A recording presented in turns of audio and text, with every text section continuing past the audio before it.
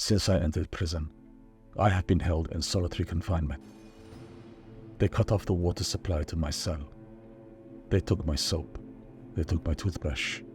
They caused me endless health conditions, high blood pressure and fevers. I had no option but to go on hunger strikes, to protest for my rights. I lost 11 kilograms.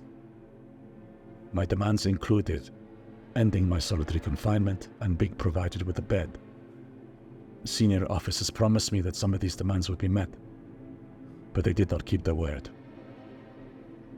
I am still not officially allowed to talk to other prisoners. I have no bed. Except, this didn't really happen to me. I'm an actor. These are the words of Ahmed Mansoor, a poet, human rights activist and father of 3 who is still in that cell. He stuck these words out of prison in a letter passed to another inmate.